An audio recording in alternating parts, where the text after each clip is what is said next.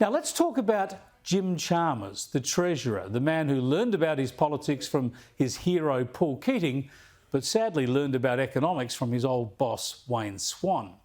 Clearly, just like Keating, Chalmers sees himself as a potential Labor leader, and he's starting to position himself.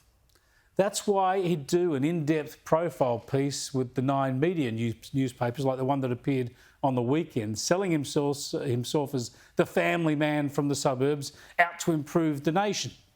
Well, good on him. But when politicians go on media drives like this, they sometimes try to inoculate themselves against future criticism too.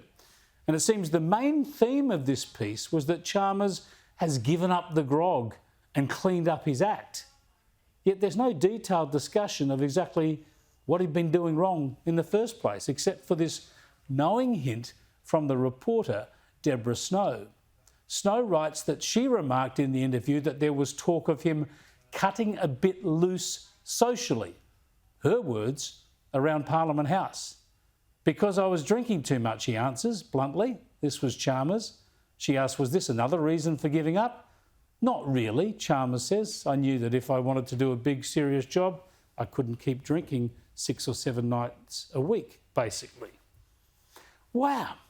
I mean, think about the lack of curiosity here, or at least what we're not being told.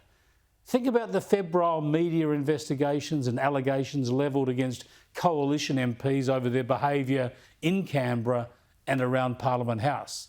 Think about the ABC Four Corners investigations.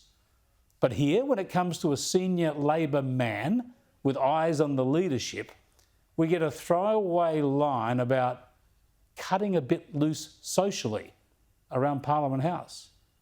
I wonder what she means.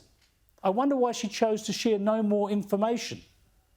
Could there be a media double standard at play here? You tell me.